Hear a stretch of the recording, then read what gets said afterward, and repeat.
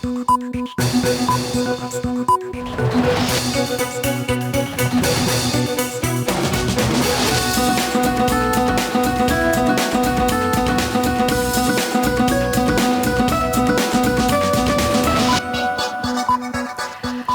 মাছরাঙা সংবাদে, আপনাদের সঙ্গে আছি আমি নাবিলা ফেরদৌস। ওয়াশিংটনে 3 দিনের বাংলাদেশ যুক্তরাষ্ট্র শুল্ক আলোচনা শেষ হচ্ছে আজ। দেশটির স্থানীয় সময় সকাল 9টায় দুই দেশের প্রতিনিধিরা আলোচনায় বসবেন। প্রধান উপদেষ্টার প্রেস উইং জানায়, গেল 2 দিনের আলোচনায় দুই দেশের মধ্যে বর্তমান ও ভবিষ্যৎ বাণিজ্যের গতি প্রকৃতি কেমন হবে সে বিষয়ে উপস্থাপন ও যুক্তিতর্ক হয়েছে। বেশ কিছু বিষয়ে দুই দেশ মোটামুটিভাবে একমত হয়েছে, কিছু বিষয় অমীমাংসিত রয়েছে। আলোচনার ফাঁকে বাণিজ্য উপদেষ্টা শেখ বশিরউদ্দিন ট্রাম্প প্রশাসনের মন্ত্রী পদমর্যাদার অত্যন্ত গুরুত্বপূর্ণ ব্যক্তি ইউএস ট্রেডের রিপ্রেজেন্টেটিভ অ্যাম্বাসেডর জেমিসন গ্রিয়ারের সঙ্গে একান্তে বৈঠক করেন। তার সঙ্গে শুল্ক বিষয়ক আলোচনার পাশাপাশি দুই দেশের বাণিজ্য ও স্বার্থ সংশ্লিষ্ট বিষয় নিয়ে আন্তরিক পরিবেশে আলোচনা হয়েছে। বাংলাদেশের সার্বিক পরিস্থিতি তুলে ধরেন বাণিজ্য উপদেষ্টা। ফেনী ও নোয়াখালীর বন্যা পরিস্থিতির কিছুটা উন্নতি হলেও এখনো জলাবদ্ধ রয়েছে অধিকাংশ এলাকা। ফেনীর পরশুরাম উপজেলা থেকে উজানে পানিতে নামলেও ফুলগাজী, ছাগলনাইয়া এখনো কোমর পানির নিচে। এতে কমপক্ষে 112টি গ্রামের লক্ষাধিক মানুষ এখনো পানিবন্দী অবস্থায় রয়েছে। ফুলগাজীতে নতুন করে পানি বাড়তে থাকায় আরও 10টি গ্রাম প্লাবিত হয়েছে। বানভাসীদের জন্য 164টি আশ্রয় কেন্দ্র খোলা হয়েছে।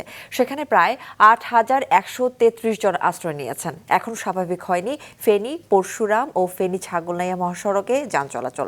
পানি উন্নয়ন বোর্ড জানিয়েছে, মুহুরী, কহুয়া ও সিলোনিয়া নদীর রক্ষা বাঁধের 30 স্থানে ভাঙন দেখা দিয়েছে। এদিকে নোয়াখালীর পৌর এলাকা থেকে পানি নেমে গেলেও গ্রাম অঞ্চলে পানি বেড়েছে। এতে বিভিন্ন উপজেলায় 466টি আশ্রয় কেন্দ্রে প্রায় 2,000 বানভাসী আশ্রয় নিয়েছে। টানা বৃষ্টিতে ভোলার বিভিন্ন এলাকায় আমন ধানের বীজতলা ক্ষতিগ্রস্ত হয়েছে, ভেসে গেছে বহু পুকুরের মাছ।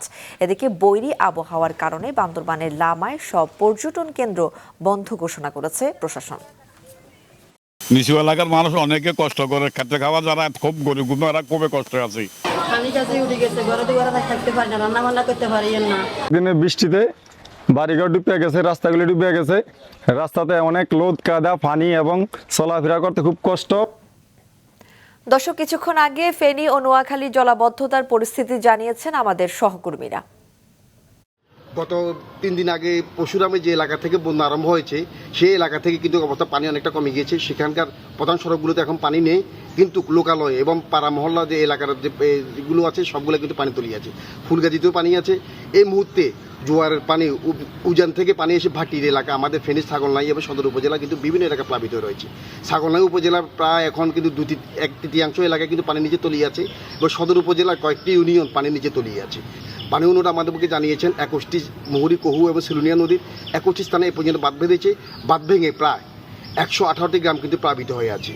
এসব গ্রামে প্রায় লক্ষাধিক মানুষ কিন্তু এখনো পানিবন্দী রয়েছে। নোয়াখালীর যে পৌর এলাকাগুলো রয়েছে, পৌর এলাকাগুলো থেকে কিন্তু ইতিমধ্যে পানি নামতে শুরু করেছে, তবে সেটি কিন্তু খুবই ধীরে। তবে যে গ্রাম অঞ্চল রয়েছে, গ্রাম অঞ্চলে পানির চাপ বাড়ছে। তো লোকজন যেটি বলছে যে আসলে বিভিন্ন উঁচু জায়গা থেকে পানি নেমে আসার কারণেই কিন্তু যে নিচু এলাকাগুলো রয়েছে, বিশেষ করে যে নিচু বাড়িঘরগুলো রয়েছে, সেখানে কিন্তু পানি বাড়ছে, যার ফলে আসলে তারা ভোগান্তিতে পড়েছেন। এছাড়া জানিয়ে রাখি, গত কয়েকদিনের টানা বর্ষণে কিন্তু জেলায় ব্যাপক ক্ষয়ক্ষতি হয়েছে, বিশেষ করে মৎস্য খাত এবং প্রাণী সম্পদ খাতে ব্যাপক ক্ষতি হয়েছে এবং আমনের বীজতলা এবং যে শাকসবজির ক্ষেত রয়েছে সেগুলোতেও ব্যাপক ক্ষতির আশঙ্কা করছেন এখানকার কৃষকরা। এদিকে আবহাওয়া অধিদপ্তর জানিয়েছে, সাগরের লঘুচাপ কেটে যাওয়ায় আগামী কয়েকদিন সারা দেশে ভারী বৃষ্টিপাতের সম্ভাবনা কম, কিছুটা বাড়তে পারে তাপমাত্রা। পরিস্থিতির উন্নতি হওয়ায় সমুদ্র বন্দরগুলো থেকে সতর্কতা সংকেত নামিয়ে ফেলতে বলা হয়েছে। আবহাওয়ার পূর্বাভাসে জানানো হয়েছে, 14 জুলাই পর্যন্ত ঢাকা, বরিশাল, চট্টগ্রাম, খুলনা, রাজশাহী ও সিলেট বিভাগের কোথাও কোথাও হালকা থেকে মাঝারি বৃষ্টিপাত হতে পারে। এরপর সারা দেশে আবারও বৃষ্টি বাড়তে পারে। সবশেষ একদিনই সর্বোচ্চ বৃষ্টিপাত রেকর্ড করা হয়েছে ফেনীতে 399 মিলিমিটার। বৃষ্টিপাত যে কম হওয়ার যে টেন্ডেন্সি, এটা আগামী আর 2-3 দিন থাকবে। তারপর মনে করেন আজকে হলো 11 তারিখ, 14-15 তারিখের দিকে আবার বৃষ্টিপাতের অ্যাক্টিভিটি কিছুটা বাড়তে পারে। বর্ষাকাল যেহেতু বৃষ্টিপাত হবে, তবে ভারী বৃষ্টিপাত যেটা সেটা হওয়ার সম্ভাবনা নাই। রাজধানীর বাজারে বেড়েছে কাঁচামরিচ, সবজি, মাছ, মাংস সহ বেশ কিছু পণ্যের দাম।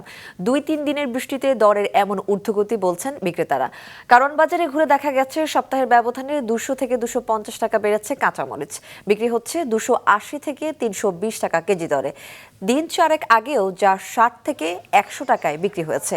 সরবরাহ সংকটে প্রায় সব ধরনের সবজির দাম কেজিতে বেড়েছে 15 থেকে 20 টাকা।